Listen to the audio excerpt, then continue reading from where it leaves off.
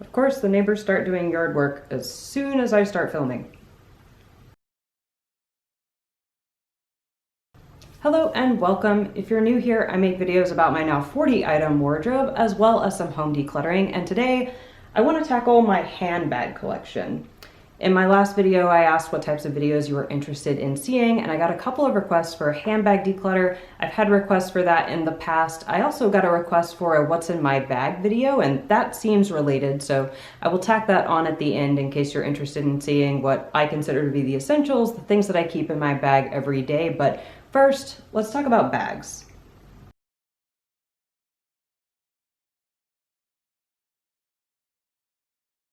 I'm starting off with 7 bags, and first up we have the full-size large black tassel bag from Cambridge Satchel Company. If you follow my videos for any length of time, you'll know that I've used this bag just about every day since I purchased it a little over a year ago. It comes in lots of different gorgeous colors. I particularly love this navy and burgundy variation, and I almost bought that, but black is more versatile for my wardrobe and for what I wanted to use it for, so black won.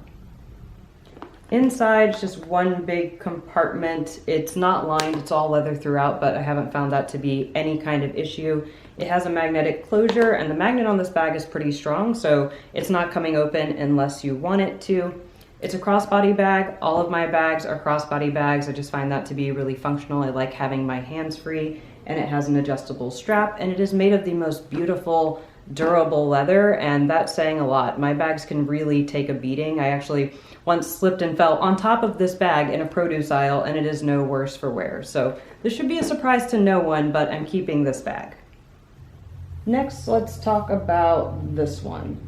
This is another black leather crossbody bag. I bought this bag from And Other Stories a few years ago, and this was my everyday bag before the Cambridge Satchel Company bag, and so it does show some signs of wear on the leather as well as on the hardware. But I really like how the leather has been cut and stitched into this geometric pattern on the front. I think that makes it a little bit playful. On the inside, I tucked the straps in, but it's mainly one big compartment with a little zipper over here, as well as a zipper on the front, which I keep my credit cards in instead of carrying around a card holder when using this bag. And you'll notice with all of my bags, I really like bags that don't have a lot of sections or dividers because I think that gives me the most flexibility in terms of what I can carry in the bag. And I've carried around books in this bag before, so I think this is a really nice alternative to the Cambridge Satchel Company bag if I need to carry around more stuff, and so I'm going to hang on to this one. All right, let's just get all of the black bags out of the way. My last black bag is this black leather crossbody bag from Kate Spade. This was my everyday bag before the And Other Stories or Cambridge Satchel Company bags. You're probably noticing a theme of black leather crossbody bags. I think this is the smallest bag that I own, but I was able to keep everything that I needed in this bag for a bit over a year for the length of time that I really use this. It has this turning pyramid locking mechanism on the front, which I like because it keeps my items secure without bulkier hardware like a full-blown buckle. And then on the inside, it's mainly one large compartment. I've also tucked the strap in with a little flap over here that I kept my credit cards in. This bag served me really well. It's just not something that I reach for anymore. The hardware has a little bit of wear on it, but the leather is still really soft and smooth, and I don't think there's a single scratch on here, so I will pass this on and donate it to a charity shop. Next, I have this saddle color leather crossbody bag from Coach.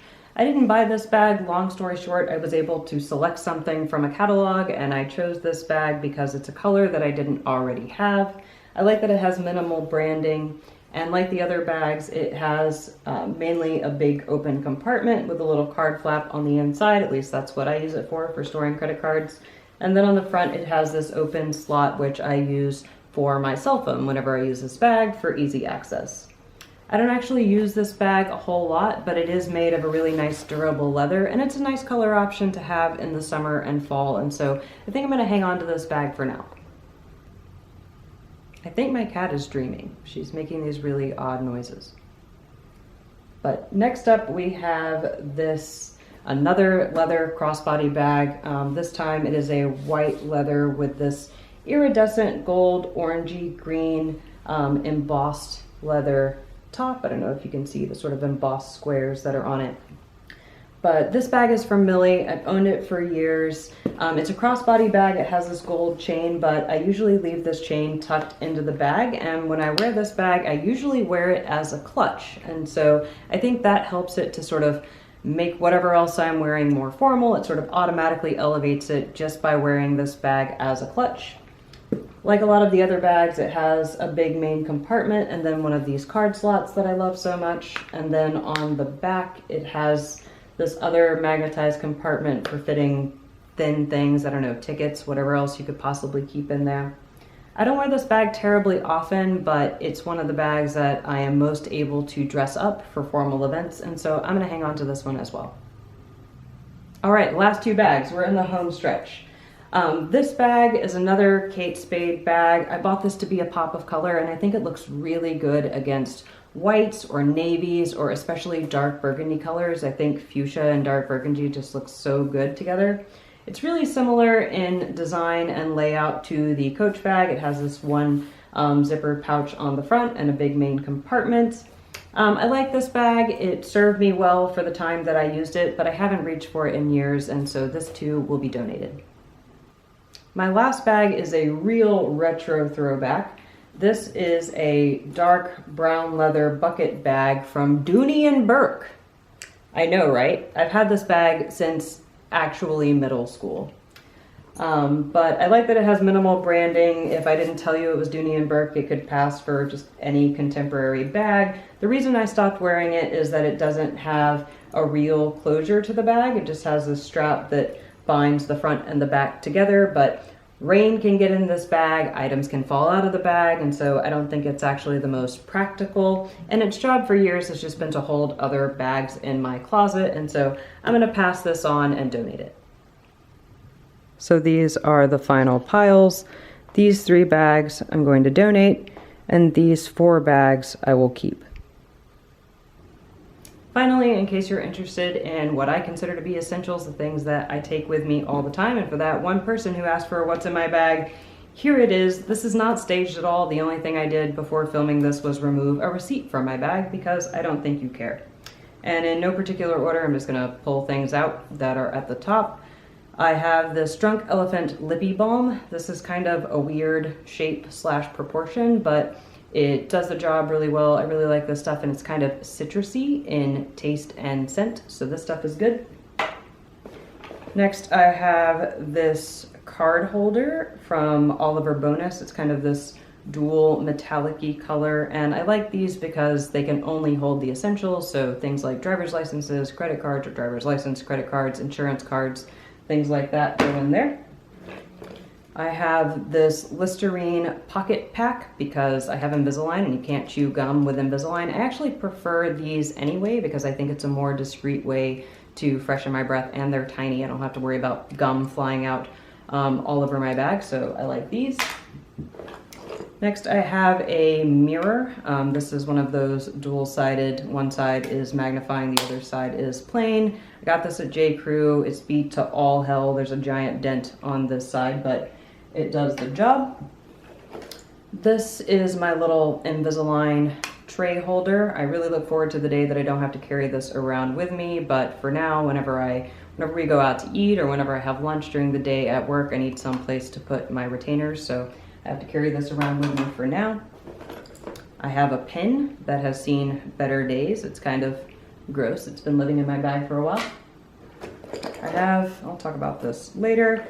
I have this little travel container. I bought this to depot beauty products into for travel, but the way I actually use it is to hold pills, medications in my bag and to keep them from getting contaminated with other stuff. I've got aspirin in there because I used to travel a lot for work and my feet really swell up on planes. Yes, I do wear compression socks, but the aspirin can help with that as well, and I just haven't taken them out. I also have little Pepto-Bismol tablets because I really like spicy food and I can overdo it. Next, I have a tampon for surprises. I have my keys. I just have one little simple key ring, my car fob / key, my house key, and then my husband makes fun of me for it, but I also have my bike lock key, which we don't ride our bikes that often, which is why he makes fun of me for it, but I'm afraid that if I detach it and store it somewhere else that I will lose it, so I keep all of those things on that keyring. And then I have a hair tie and a little travel fragrance spray thing. And I think that's everything in my bag. I pulled this out a little earlier, but I'll talk about it now because it's something that I don't always keep in my bag, just sometimes. This is a little pouch for my headphones. I bought it at Target, so my headphones live in there, and this keeps my headphones from being tangled up in all of the other contents of my bag. So I really like this. It was super cheap, really easy purchase, but saves me a lot of grief. And the only other thing that I sometimes keep in my bag is my camera, which I can't show you because I'm currently filming on it, but I have the Canon G9X. It's really compact. It fits in my bag with all those other things, no problem. And I almost forgot phones. I don't actually usually keep my phone in my bag. I can, there's room for it, but usually I just keep my phone in the back pocket of whatever jeans or pants or shorts that I'm wearing because I find that to be more accessible. All right, I think that's everything. I hope you've enjoyed this little combo mashup of a video. I've really needed to declutter my handbag collection for a long time, but as my bags are quite small, it's just been really easy to forget about them in the corner of my closet. But now I can properly say goodbye to some items that I haven't used for years and that are going to be much more useful to someone else. So I'm really glad that that's done, and I'm happy with what I have left. As always, thank you so much for watching, and I'll see you next time.